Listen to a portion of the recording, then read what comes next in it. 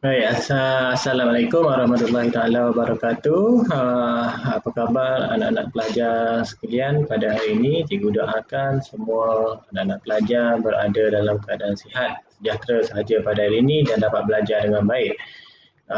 Untuk sesi pada hari ini, cikgu akan terangkan masih lagi berada dalam bab yang pertama, subtopik yang terakhir sekali 1.4 iaitu perbezaan strategi kuasa barat untuk menguasai negara kita.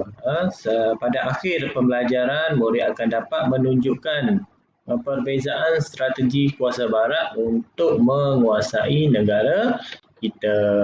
Baik, jadi kita tengok kuasa-kuasa barat ni menggunakan pelbagai strategi untuk menguasai negara kita. Baik, kita tengok antaranya seperti Portugis. Portugis menggunakan strategi menyerang semasa menjatuhkan Kesultanan Melayu Melaka yang berpusat di Melaka. Portugis menggunakan strategi menyerang. Belanda pula menggunakan strategi serangan fizikal, perjanjian dan pakatan dengan kuasa barat untuk mendapatkan wilayah jajahan. Kemudian British pula menggunakan strategi yang lebih berdiplomasi berdasarkan isu dan faktor setempat. Baik.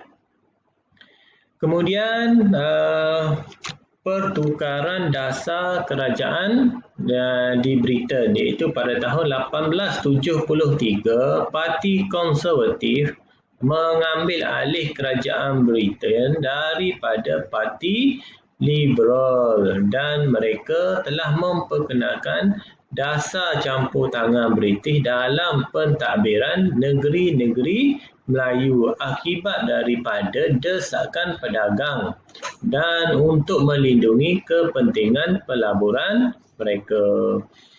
Baik, dan antara lain lagi strateginya ialah kerajaan Britain telah putuskan untuk campur tangan dalam hal ehwal negeri-negeri Melayu untuk menjaga kepentingan ekonomi British dan menghantar Sir Andrew Clark untuk menggantikan Gubernur Henry.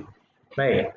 Dan Sir Andrew Clark apa yang telah dia buat? Dia telah mencari alasan untuk memaksa pemerintah tempatan menerima naungan dan campur tangan British untuk meluaskan kuasanya di negeri-negeri Melayu, Sarawak dan juga Sabah. Baik, kita tengok strategi Belanda menguasai negara kita. Belanda menggunakan 3 strategi untuk menguasai negara kita, iaitu menggunakan strategi serangan fizikal, menggunakan perjanjian dan juga pakatan. Serangan fizikal, perjanjian dan pakatan. Kena ingat ya, SPP, SPP, S serangan, P perjanjian, P pakatan. Kita tengok yang pertama, serangan fizikal yang digunakan oleh Belanda. Belanda berperang dengan penduduk tempatan di Pulau Pangkor pada tahun 1650 dan di Kuala Perak 1650. Satu disebabkan oleh dasar monopoli biji timah oleh Belanda. Seterusnya pada tahun 1763 Belanda berperang dengan Angkatan Selangor dan Rembau kerana bimbang penguasaan Selangor ke atas negeri Selat. Pada tahun 1782 Belanda berperang lagi dengan Johor disebabkan berlaku perselisihan mengenai perdagangan. Pada tahun 1784 sekali lagi Belanda berperang dengan Angkatan Johor dan Selangor kerana masalah perebutan perairan Selat Melaka. Dan pada tahun 1784 dan 1785 Belanda sekali lagi berperang dengan Angkatan Selangor di Kuala Selangor. Strategi Belanda yang kedua adalah menggunakan perjanjian. Pada tahun 1650, Belanda mengadakan perjanjian dengan Perak untuk mendapatkan biji Timah. Pada tahun 1786, Belanda mengadakan perjanjian dengan Selangor dan Sultan Ibrahim bersetuju menjual biji timah kepada Belanda. Dan strategi yang ketiga adalah menggunakan pakatan. Pada tahun 1641, Belanda mengadakan pakatan dengan Johor dan berjaya mengalahkan Portugis di Melaka. Belanda juga mengadakan pakatan dengan British dan bersetuju memeterai perjanjian Inggeris-Belanda 1824. Itu yang dikatakan strategi yang digunakan oleh Belanda untuk menguasai negara kita ada 3, serangan fizikal, perjanjian dan juga pakatan. Seterusnya kita pergi kepada strategi yang digunakan oleh British di negara kita. Kalau Belanda menggunakan 3 strategi, British menggunakan lebih banyak strategi. Kesemua sekali terdapat 7 strategi yang digunakan oleh British untuk menguasai negara kita. Iaitu yang pertama menggunakan manipulasi, yang kedua menggunakan tipu helah, yang ketiga menggunakan pakatan, yang keempat menggunakan ugutan desakan, yang kelima mengadakan perjanjian, yang keenam perpajakan dan yang ketujuh serangan fizikal. Yang pertama, kita tengok dulu yang pertama, strategi manipulasi. British menggunakan strategi manipulasi untuk mendapatkan Singapura. Mula-mula Singapura. Yang kedua, pada tahun 1871 berlaku perebutan takhta di Perak dan British menggunakan peluang ini untuk campur tangan. Kemudian kejadian lalu merompaklah kapal dagang British di Selangor dan menyerang rumah api di Tanjung Rakado, dan British menggunakan alasan ini juga untuk campur tangan di negeri Selangor. Kemudian di Negeri Sembilan berlaku konflik antara dua pembesar di Sungai Ujong dan British menggunakan kesempatan ini untuk campur tangan di Negeri Sembilan. Itu yang dikatakan manipulasi. Kita tengok yang kedua, tipu helah.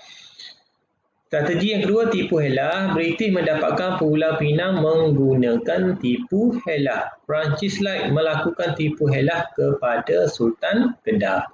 Baik, yang ketiga, strategi pakatan. British mahu mendapatkan negeri Melaka. Baik, British menyaksikan pakatan kuasa barat iaitu British dan Belanda dan memeterai perjanjian Inggeris-Belanda 1824. Melalui perjanjian ini, British berjaya mendapatkan Melaka manakala Belanda memperoleh Bangka Hulu. Baik, strategi yang keempat adalah menggunakan ugutan ataupun desakan. British membuat ugutan agar Sultan Selangor menerima residen British di Selangor dan Pahang bagi menasihati pentadbiran negeri masing-masing. Manakala di Sarawak, James Brooke mendesak Sultan Brunei dan menuntut diiktiraf sebagai Raja Sarawak. Seterusnya, strategi yang kelima adalah mengadakan perjanjian. British mendesak Sultan Perak, Sultan Selangor, Yang Tuan Seri Menanti dan Sultan Pahang memeterai perjanjian menerima naungan British menerima naungan British. Baik, dan kemudian Sultan Brunei bersetuju mengiktiraf James Brooke menjadi Raja Sarawak yang merdeka. Baik, dan yang strategi yang keenam adalah melalui pajakan. Pajakan dan pemberian piagam syarikat British Utara Borneo. British meluaskan pengaruhnya ke atas negeri Sabah. Dan yang terakhir sekali ialah melalui strategi serangan fizikal, di mana keengganan penghulu Nani Dor Said tunduk kepada kekuasaan British di Melaka menyebabkan British menyerang Nanning pada tahun 1831 dan 1832. British juga membedil Kuala Terengganu dan meminta Sultan Omar tidak mencampuri masalah perang saudara di Pahang serta masalah tahta Sultan Mahmud Lingga. Jadi itu adalah antara strategi yang digunakan oleh British. Ada 7 kesemua sekali. Jadi untuk hari ini selesai kita belajar subtopik 1.4 strategi kuasa barat untuk menguasai negara kita. Jadi kelas kita untuk hari ini berakhir di sini. Saya tinggalkan kelas. Usah difikir dengan satu kata-kata. Saya tinggalkan kelas dengan satu kata-kata. Usah difikir letihnya usaha, tapi fikirlah manisnya kejayaan. Sekian, terima kasih. Assalamualaikum warahmatullahi wabarakatuh.